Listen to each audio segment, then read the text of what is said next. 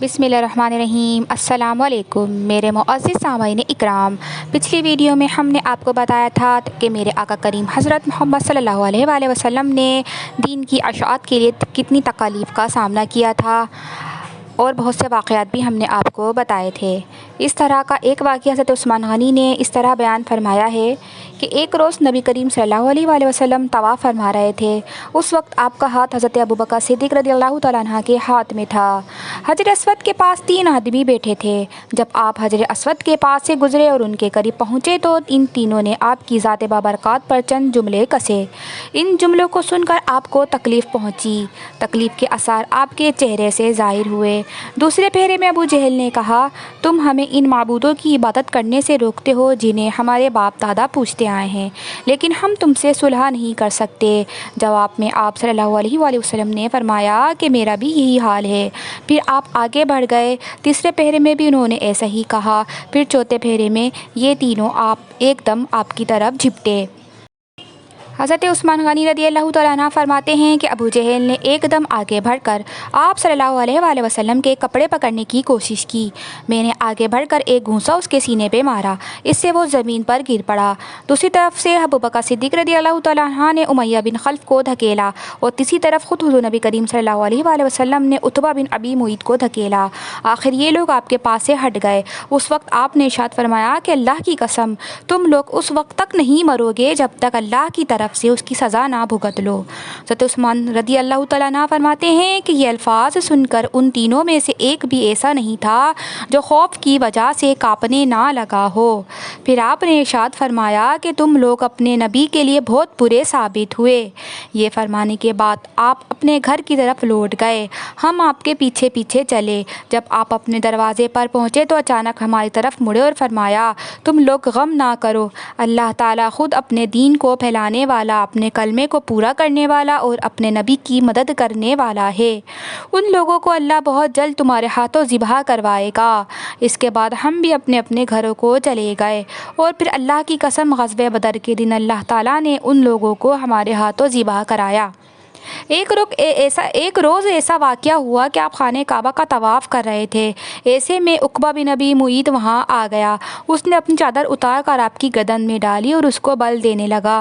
اس طرح آپ کا گلا گھٹنے لگا۔ ابوبکر صدیق رضی اللہ تعالیٰ عنہ دوڑ کر آئے اور اسے کندھوں سے پکڑ کر دھکیلا۔ ساتھ ہی انہوں نے فرمایا، کیا تم اس شخص کو قتل کرنا چاہتے ہو جو یہ کہتا ہے کہ میرا رب اللہ ہے، اور جو تمہارے رب کی طرف سے کھلی نشانیاں لے کر آیا ہے؟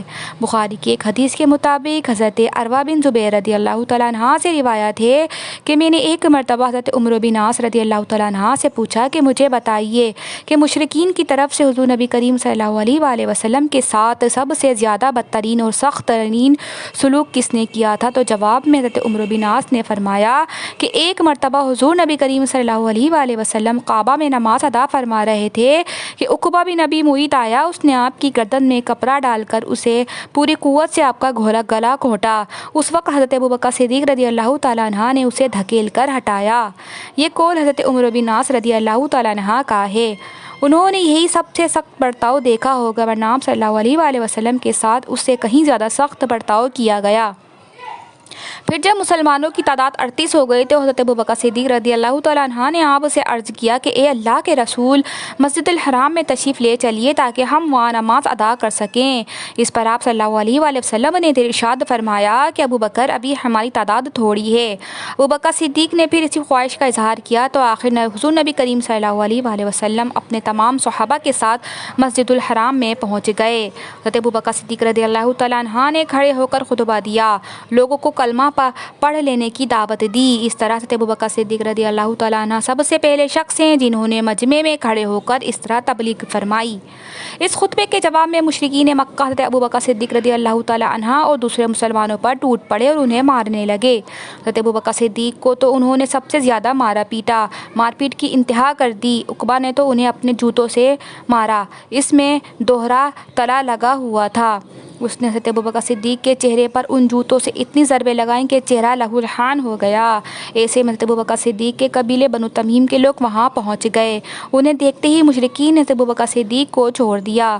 ان لوگوں نے حضرت ابوبکر صدیق رضی اللہ تعالیٰ عنہ کو ایک کپڑے پر لٹایا اور بے ہوشی کی حالت میں گھر لے آئے۔ ان سب کو یقین ہو چکا تھا کہ ابوبکر آج زندہ نہیں بچیں گے۔ اس کے بعد بنو تمیم کے لوگ واپس حرم آئے۔ انہوں نے کہا، اللہ کی قسم اگر ابوبکر مر گئے تو ہم عقبہ کو قتل کر دیں گے۔ یہ لوگ پھر حضرت ابوبکر صدیق کے پاس آئے۔ انہوں نے اور حضرت ابوبکر صدیق کے والد نے ان سے بار بار بات کرنے کی کوشش کی، لیکن آپ بالکل بے ہوش تھے۔ آخر شام کے وقت کہیں جا کر آپ کو ہوش آیا، بولنے کے قابل ہوئے۔ انہوں نے سب سے پہلے یہ پوچھا کہ ہمارے پیارے آقا حضرت محمد صلی اللہ علیہ وآلہ وسلم کا کیا حال ہے؟ تو گھر میں موجود افراد نے ان کی اس بات کا کوئی جواب نہ دیا۔ ادھر حضرت ابوبکر صدیق بار بار اپنا سوال دہرا رہے تھے۔ آخر ان کی والدہ نے کہا کہ اللہ کی قسم ہمیں تمہارے دوست کے بارے میں کچھ معلوم نہیں۔ یہ سن کر حضرت ابوبکر صدیق نے فرمایا، اچھا تو پھر جمیل بنت خطاب کے پاس جائیں، ان سے حضور صلی اللہ علیہ وسلم کا حال دریافت کر کے مجھے بتائیں۔ جمیل حضرت عمر کی بہن تھیں اور اسلام قبول کر چکی تھیں، لیکن ابھی تک اپنے اسلام کو چھپائے ہوئے تھیں۔ حضرت ابوبکر صدیق کی والدہ نے ان کے پاس حضرت ابوبکر صدیق رضی اللہ تعالیٰ عنہ کی والدہ ان کے پاس پہنچی۔ انہوں نے جمیل سے کہا، ابوبکر محمد بن عبداللہ کی خیریت پوچھتے ہیں۔ تو جمیل چونکہ اپنے بھائی حضرت عمر سے ڈرتی تھیں، وہ ابھی تک ایمان نہیں لائے تھے، اس لیے انہوں نے کہا کہ میں نہیں جانتی۔ ساتھ ہی وہ بولیں کہ آپ مجھے اپنے ساتھ لے جانا چاہتی ہیں؟ تو حضرت ابوبکر صدیق کی والدہ نے فوراً کہا ہاں۔ اب یہ دونوں وہاں سے حضرت ابوبکر صدیق کے پاس آئیں۔ جمیل نے حضرت ابوبکر صدیق کو زخموں سے چور دیکھا تو چیخ پڑی، جن لوگوں نے تمہارے ساتھ یہ سلوک کیا ہے وہ یقیناً فاسق اور بدترین لوگ ہیں، مجھے یقین ہے کہ اللہ تعالیٰ ان سے آپ کا بدلہ لے گا۔ حضرت ابوبکر صدیق نے کہا کہ رسول اللہ صلی اللہ علیہ وآلہ وسلم کا کیا حال ہے؟ تو جمیل ایسے لوگ کے سامنے بات کرتے ہوئے ڈرتی تھیں جو ابھی ایمان نہیں لائے تھے، چنانچہ بولی، یہاں آپ کی والدہ موجود ہیں۔ حضرت ابوبکر فوراً بولے، ان کی طرف سے بے فکر رہیں، یہ آپ کا راز ظاہر نہیں کریں گی۔ اب جمیل نے کہا کہ رسول اللہ صلی اللہ علیہ وآلہ وسلم خیریت سے ہیں؟ ابوبکر صدیق نے پوچھا کہ حضور صلی اللہ علیہ وآلہ وسلم اس وقت کہاں ہیں؟ تو جمیل نے فرمایا، دار ارقم میں ہیں۔ یہ سن کر حضرت ابوبکر صدیق بولے کہ اللہ کی قسم میں اس وقت تک کچھ نہیں کھاؤں گا نہ پیوں گا جب تک کہ رسول اللہ صلی اللہ علیہ وآلہ وسلم سے مل نہ لوں۔ ان دونوں نے کچھ دیر انتظار کیا تاکہ وہاں سکون ہو جائے۔ آخر یہ دونوں انہیں سہارا دے کر لے چلیں اور دار ارقم میں پہنچ گئیں۔ جو ہی نبی اکرم صلی اللہ علیہ وآلہ وسلم نے حضرت ابوبکر صدیق کی یہ حالت دیکھی تو آپ کو بے حد صدمہ ہوا۔ آپ نے آگے بڑھ کر ابوبکر کو گلے سے لگا لیا، انہیں بوسہ دیا، باقی مسلمانوں سے بھی انہیں گلے سے لگایا اور بوسہ دیا۔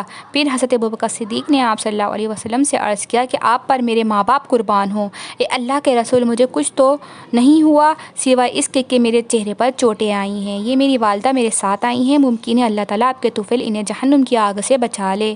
نبی کریم صلی اللہ علیہ وآلہ وسلم نے ان کی والدہ کے لیے دعا فرمائی، پھر انہیں اسلام کی دعوت دی۔